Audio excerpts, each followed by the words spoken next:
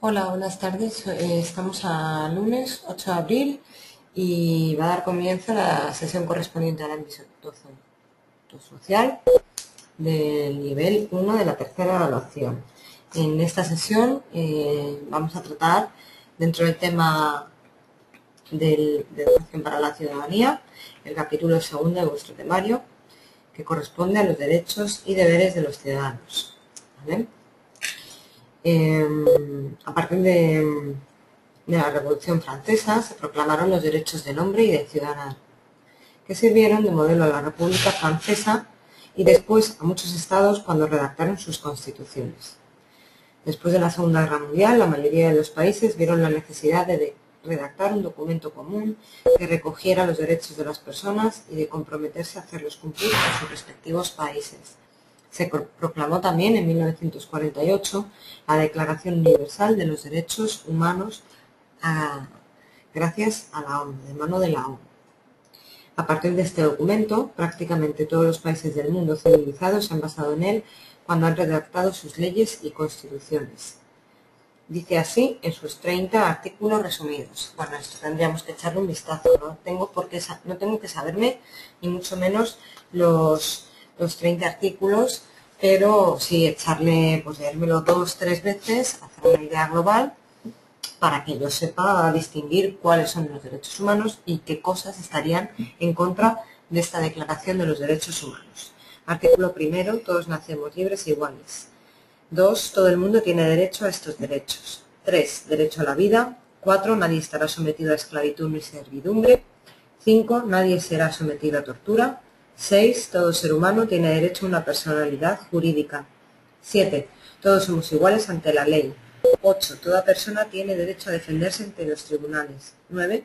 Nadie podrá ser arbitrariamente detenido, preso ni desterrado. 10. Derecho a un juicio justo. 11. Derecho a la presunción de inocencia. 12. Derecho a la intimidad. 13. Derecho a circular libremente. 14. Derecho de asilo. 15. Derecho a la nacionalidad. 16. Derecho al matrimonio. 17. Derecho a la propiedad. 18. Derecho a la libertad de pensamiento, conciencia y religión. 19. Derecho a la libertad de expresión. 20. Derecho a la libertad de reunión. 21. Derecho a la democracia.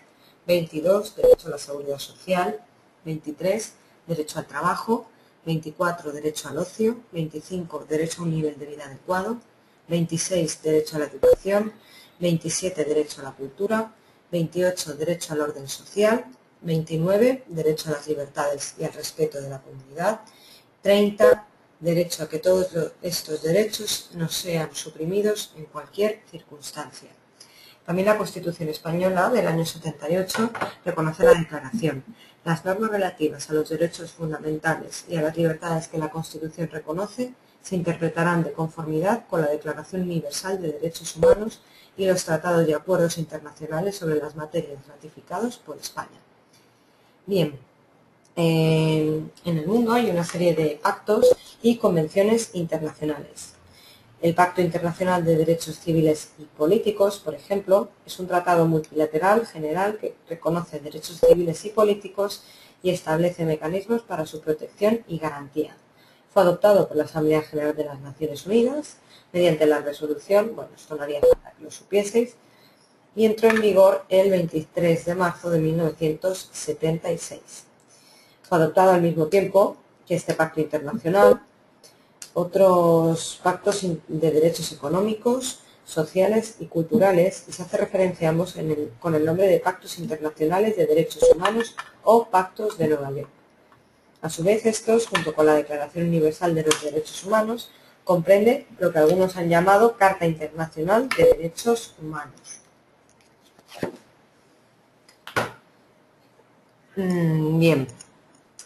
En virtud del artículo 2, los Estados partes en el pacto asuman la obligación respecto de toda persona en su territorio bajo la jurisdicción de respetar y garantizar los derechos humanos reconocidos. ¿Esto que implica? Pues que deben abstenerse de violar estos derechos, con eso significa respetar, y también adoptar medidas positivas para que los derechos sean efectivos, es decir, garantizar. De acuerdo con el artículo 14, deben poner a disposición de toda persona víctima de una violación un recurso imparcial y efectivo para su defensa. Además, asimismo, el derecho internacional ratificado por todos los países del mundo civilizado es una herramienta muy importante para mantener los derechos humanos en todo el planeta. Además, con el fin de fortalecer el mecanismo de los derechos humanos en el seno de las Naciones Unidas, se establece en el año 1993 el puesto de Alto Comisionado de las Naciones Unidas para los Derechos Humanos. En 1998 se adopta el Estatuto de Roma de la Corte Penal Internacional, el cual establece la Corte con sede en La Haya. La protección de los derechos humanos frente a sus violaciones. La ONU se centra en asegurar el pleno respeto de la dignidad humana de los pueblos de las Naciones Unidas, por lo que trabaja en varios frentes, como conciencia mundial, estableciendo normas mínimas de comportamiento de las naciones, como legislador, codificando los derechos humanos e integrándolos al derecho internacional, como vigilante para asegurarse que los Estados cumplan los tratados relativos a los derechos humanos, como centro de control, recibiendo y canalizando un promedio de unas 100.000 denuncias anuales de violaciones a los derechos humanos. Además, se encarga de repartir las tareas entre las diferentes agencias especializadas, como el Fondo de las Naciones Unidas para la Infancia, lo que se conoce como UNICEF, ACNUR, la Oficina del Alto Comisionado de las Naciones Unidas para los Refugiados, la Organización Internacional del Trabajo, OIT, la Organización de las Naciones Unidas para la Ciencia, la Educación y la Cultura, UNESCO, la Organización Mundial de la Salud, OMS, el Fondo de las Naciones Unidas para la Mujer, UNIFEM, etc. Además, las Naciones Unidas cuentan con el apoyo de grupos civiles que a veces incluso arriesgan su vida en la promoción de los derechos humanos.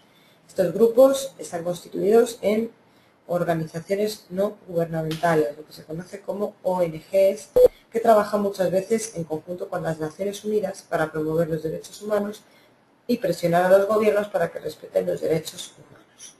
Asimismo, son una importante fuente de información para la labor de las Naciones Unidas, porque desempeña una función activa en relación con la labor de la Comisión de las Naciones Unidas para los Derechos Humanos.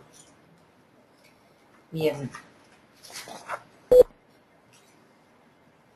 Igualdad de derechos y pluralidad. El planteamiento es bien sencillo. La diversidad es un hecho, la igualdad un derecho, por tanto una conquista. Los mayores logros revolucionarios han ido por la senda de la igualdad de derechos, la igualdad de sexos, la eliminación de discriminaciones o limitaciones, así hasta conseguir el derecho a ser diferentes, a la diversidad o a la pluralidad.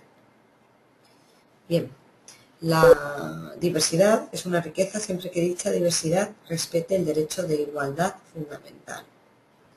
Un musulmán ¿qué quiere decir esto? Pues que un musulmán tiene derecho a serlo, pero no tiene derecho a discriminar a las mujeres por mucha tradición religiosa que le ampare aparentemente.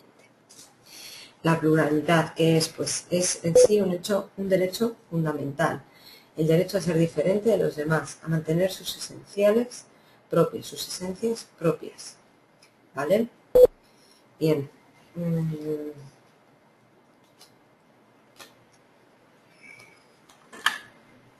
Dentro de las conquistas de los derechos humanos de las mujeres, cabe destacar el sufragio universal femenino. El alcance de este logro tuvieron mucho que ver las sufragistas. ¿Vale? También, además del derecho a abortar, obtuvieron el derecho a divorciarse, derecho que antiguamente solo tenían los hombres. Bien, las sociedades democráticas del siglo XXI, las sociedades democráticas como sociedades plurales y abiertas. De aquí conviene que conozcamos los conceptos como democracia, elecciones y la opinión pública, en qué consisten unas elecciones, en qué consiste la democracia, cómo contribuyen los ciudadanos a través de los impuestos al sostenimiento de los servicios del interés general, o sea, es decir, con los impuestos, con lo que nos cobra el Estado lo que nos retiene de nuestro sueldo, se financian pues distintos servicios sociales, como puede ser la medicina, la seguridad social o la educación. Existe otro organismo, que es la Protección Civil, que tiene como fin la supervivencia. Bien.